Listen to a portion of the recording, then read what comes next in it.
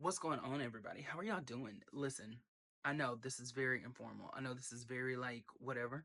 And yeah, you can see my listen, at least you know I have a comforter on the bed. That's all I can tell you is thank God I have a comforter because I could just be out here with just the sheet.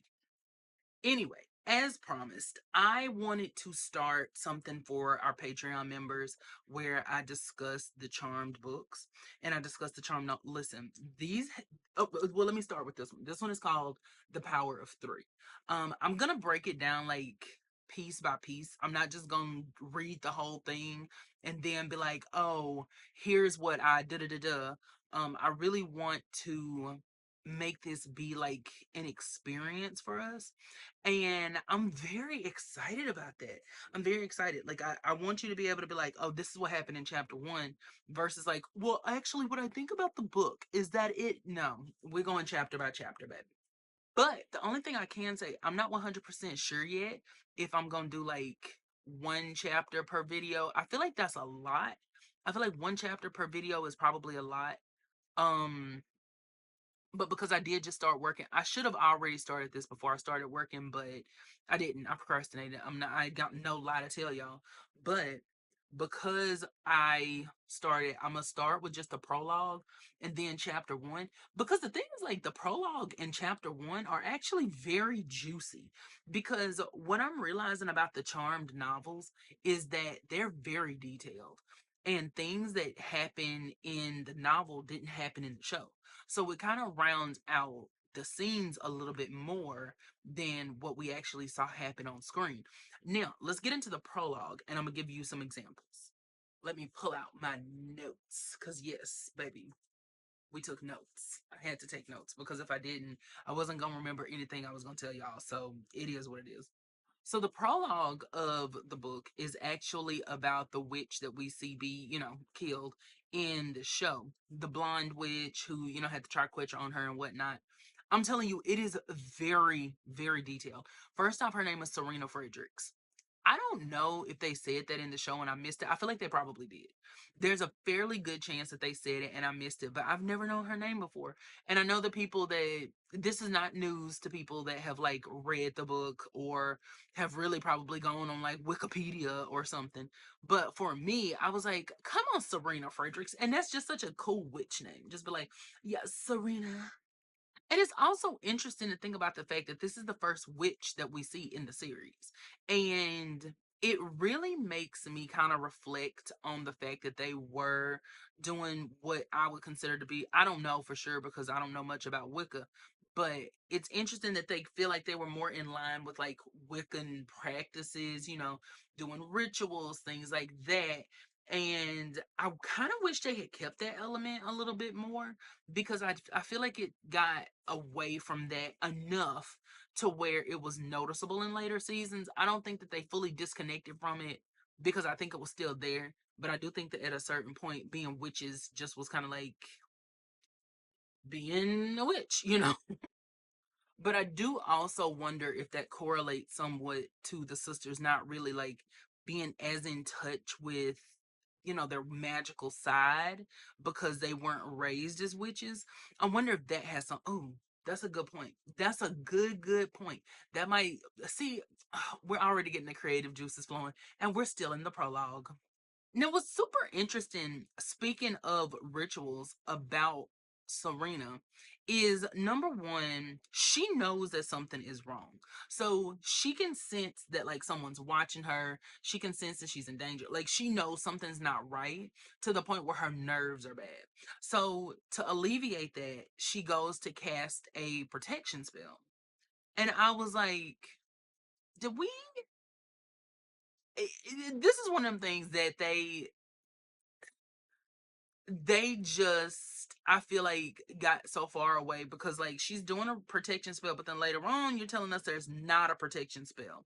So it's like I want to know the difference. I want to know if they're saying like a ritual for protection is completely different than a ritual spell. You know what I mean? Like, are you doing something that's going to promote safety, or are you doing something that is actually going to keep you safe? You know what I mean? Like, I feel like that little distinction would have been so fun, but I mean, child, it is what it is at this point.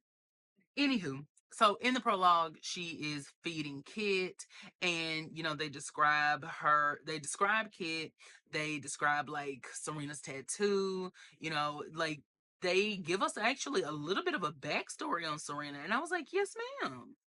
But before I get into that, there's this one line where they say that because talk about her pendant that she has on, and they're like she fingered it, and I just felt like that was such a weird word to use. But then I know that words have other meanings other than like the connotations that we put on them.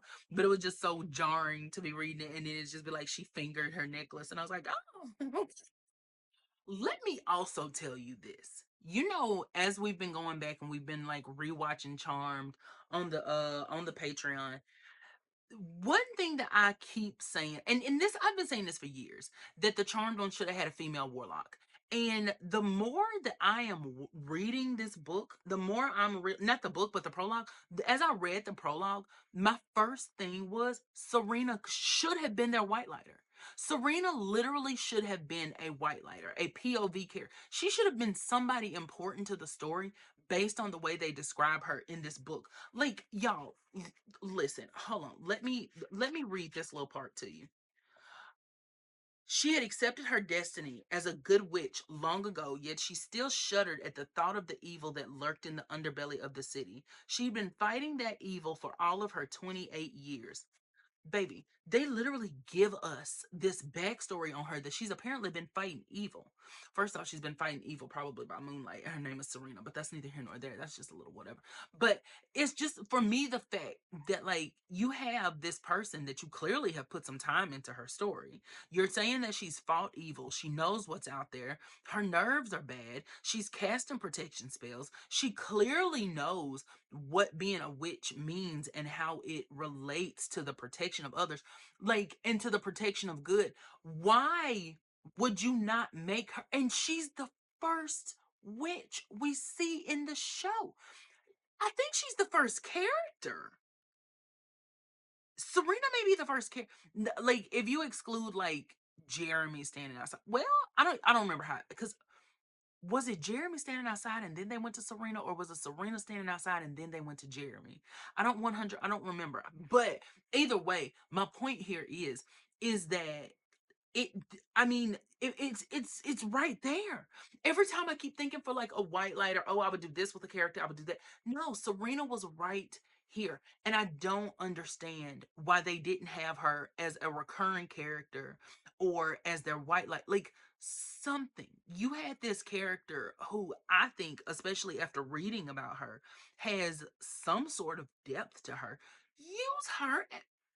Yet another example of Charm just doing whatever they wanted to do, and we just accept it because we love the show. So anyway, so as she's casting her protection spell and she or doing her protection ritual and whatnot, Jeremy comes up and she knows something is wrong. She can sense that something is wrong. However, she turns around, she sees him. We don't know that it's Jeremy from reading, but we just know it's Jeremy. So her attacker is behind her, and like she feels a sense of relief when she sees him, and then that's when he gets her. Y'all, listen, the way they built this up in the book is is I mean literally 1,000 times better than how they built it up in the show. I mean, I feel like the opening scene works. Like, please don't get me wrong. I'm not saying that the opening scene isn't good. I am saying that the way that they describe it, the way that they talk about the characters, the way that they give us this sense of dread and then turn around and they have her feel relieved, that makes us as a reader feel even worse because we know that she's being lulled into a sense of false security. I'm telling you, like, if you've never read the Charm novels before, this is my first time reading them. This is my first time reading them, and I'm so glad I am. I would love to know what everyone else thinks. If you've read them before, please leave it in the comments. If you haven't, girl, please do something. I don't know. Like, I need to know what you think because that was a perfect setup to me. Okay, so now it's time to get into chapter one. So chapter one is the scene where we meet Piper and Prue for the first time. The way that they describe Prue is almost terrifying a little bit because like they make her seem like she's a bull in a china shop that is aware that she's in a china shop, and so she can't be a full bull. Like I don't know how to, I don't know really how else to explain it. Like the way that they describe Prue, really, like, I feel like the show does a good job of portraying her as like the kind of hard ass, whatever. But the way the book describes her, like, Piper is scared to even get to the house because she's like, "Girl, I know I'm late. I know I'm late, and this woman is gonna eat me alive. This woman is gonna eat me up." And I'm just like, "Girl, is Prue gonna do all of that?" But this is yet another example, I think, of like how the book sets a really specific tone. And it's like I'm imagining the character. I'm glad that I'm doing this because like I'm imagining the characters going through this. And I think that this provides a good POV of Piper, because I think it's really easy to say like Piper's a wimp, or Piper's weak, or Piper's whatever in the beginning of the show, where I don't think it's that. I think she's just trying to keep the peace. I genuinely think that Piper's trying to keep the peace. And I think after reading this, that because Prue always has so much responsibility on her, Piper is just trying to like ease the tension as much as she possibly can. Like, she knows Prue has so much responsibility on her. She knows that she has what she's given up for them. So I think that she's trying to like, I'm gonna make my little part of things as easy as possible. Plus, she just don't want to hit a lady's mouth. So it's like a combo of things, and it's interesting reading it from Piper's perspective. And like, there's one part where something falls from the chandelier, and Piper smirks, and she's like, "There's just something, satisfying about like watching Prue fail at something." It doesn't say that specifically, but it's something that alludes to like when something it doesn't go Prue's way, and Piper kind of like is tickled by it essentially. And I find that I don't find it like to be competitive or like, oh, she does. No, I think it's just like in her mind, she's like, can't be perfect all the time. Like a little, like, like a little jab or something like that. A little, sibling jab. And so it's like the way they describe them is so fun. Now, there's something that I want to know to this day that I would love to know. Why was Prudence on that chandelier? Can someone explain it to me? What did Prue think she was gonna do? You are not an electrician, my love. You don't know the first thing about any of this. Why are you up there trying to fix a chandelier, darling? Girl, just wait until tomorrow. Wait until tomorrow, next week, whatever it is you gotta wait for. Girl, stop trying to do everything yourself. But again, that goes back to that's the character that Prue is. That's who Prue is. She does things like that. And it's just, I don't know. It's so interesting to, I think, just go through that with her character again and like see it printed on the page where it's like Pro really be doing the most sometimes.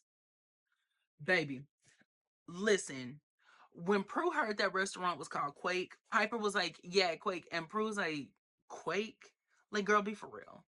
Quake is the name of that restaurant?" And Piper was like, "Yeah, they wanted something chic." Girl, get away from me.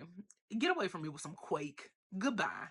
Goodbye. That sounds stupid. I'm sorry. But, and then y'all know my thing with Quake is I can't tell whether Quake is supposed to be like Applebee's or whether it's supposed to be like Barney's rooftop deck. Like, I can't tell which one it's supposed to be. I think it's supposed to be for like the upper echelon, but then you got people from like a convention coming in. So it's like, what is this?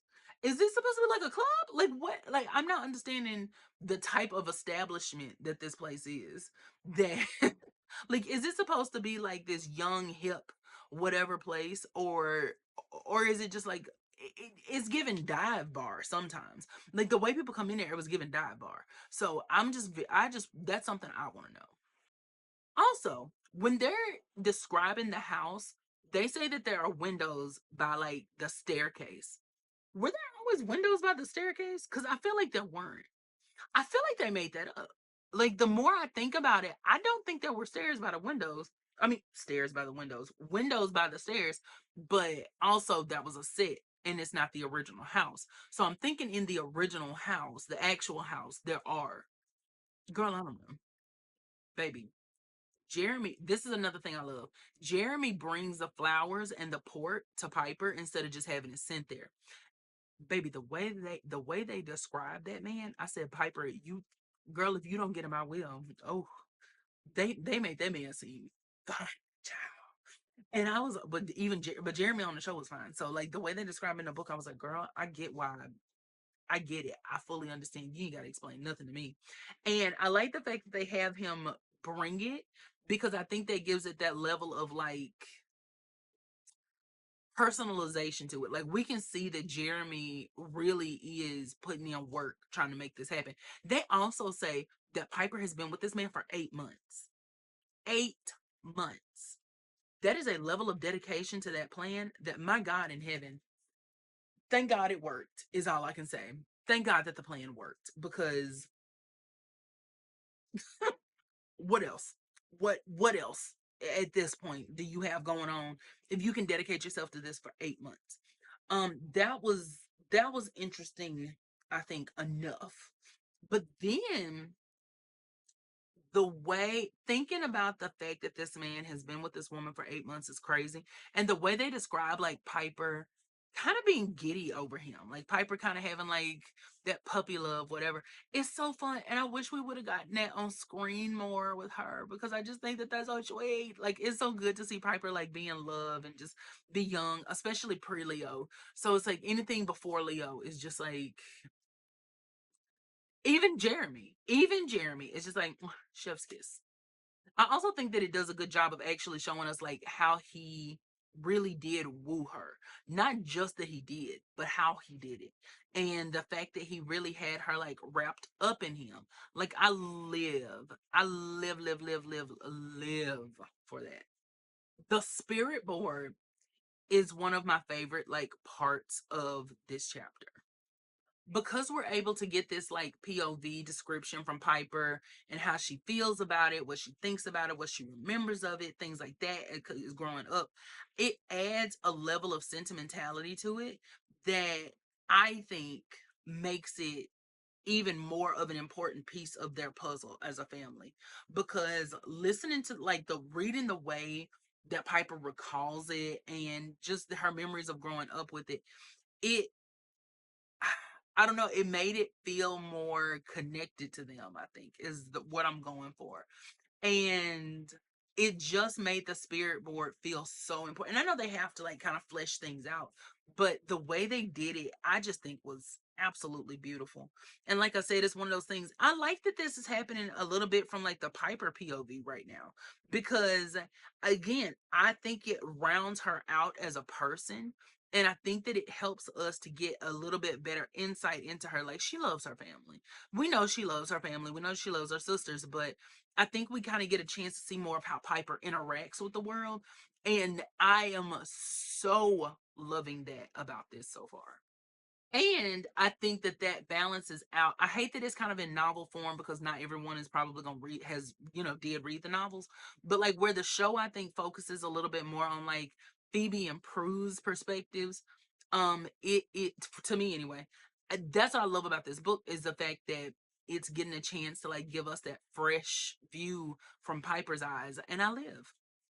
And it also made me start thinking something, because as I was reading it, I realized that there's a difference in reading it and it being spoken to you. And it almost flowed a little bit like a spell. And I know like they turned the power of three will set you free into a spell, but I'm talking about the whole thing. To my three beautiful girls, may this give you the light to find the shadows. The power of three will set you free. Now, you may be thinking to yourself, Galen, you're reaching. And I kind of am. I'm not going to sit here in front. I kind of am. But there's something about, may this give you the whatever, the light to find the shadows or whatever it was. There's something melodic about that almost, and there's something that flows so well with it. I don't know, it's giving that it was meant to be a spell, and I just can't put my finger on why, but there's something about it that feels like it's meant to be a spell.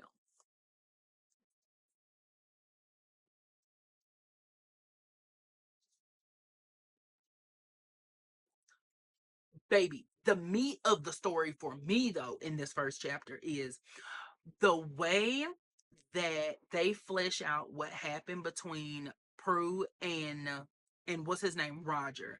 And the fact that like they were supposed to get married, but then like but Phoebe actually told Prue that Roger had come on to her, but then he said that Phoebe was the one that came on to him, and so Prue ended the relationship. Listen, I stand the fact that they fleshed that out because I always felt like there was something missing when they would tell us, like, okay, you're telling me that Prue and Phoebe don't get along because of Roger, but then we don't actually see her and Roger interact really outside of the scene where she almost kills him. And so it's like, can somebody help me fill in the gaps? If this is not a prank, please help us to fill in the blanks. Because what is, it always felt like there was something missing. And reading that, I'm like, oh, that's why they're estranged. Oh, that's why Prue ended the engagement. Oh, it just felt like everything kind of clicked and everything fell into place. And especially with Phoebe, it's like that's why they're mad. Prue has always like been kind of like anti Phoebe, but then when that happened, I'm sure it took her over the edge. Like, yeah, of course, I'm not saying that whether you think she should believe her or not is kind of that's up to like the individual person. But what I will say is that it makes so much more sense, so much more sense why she is upset, because girl, this woman had to end her relationship. And I feel like even though she is saying like low key that she believed Roger over Phoebe, I think the fact that she ended the relationship, I think, is an indication that she believed and she knew something was amiss, and I think she knew Phoebe didn't fully have something to do with it, but she just didn't want to admit that because Prue is a person who I think sometimes kind of needs someone to like point the finger at. And in this scenario, it was Phoebe. But the fact that she ended the relationship makes me feel like there's a little bit maybe more to this. Like maybe she had been wanting to do that, and then that was just kind of her excuse. And she gets a chance to beef with Phoebe. Like it's so much to it. I don't know, man. It's the way they fleshed it out though. To me, is like, ugh, it was so juicy. And she's reading Phoebe for filth. She is reading this lady for filth the entire time. Like she is talking about Phoebe like nobody's business. And then when Piper reveals that Phoebe is coming, Prue is like, "Girl, I'm not doing this. I'm not doing this." And then Phoebe Phoebe finds a hidey key.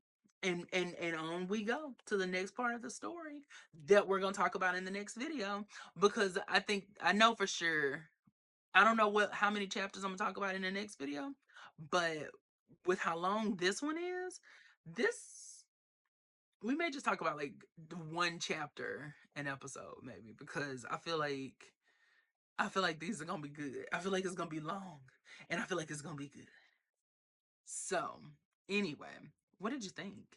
How, I know that was a little chaotic for our first time, but what would you change? What would you do differently? I don't know. I just, cuz I want this to be an enjoyable experience for everyone, and I want everyone to really have fun with this, and I want you to really get a good sense of like what I think about the book.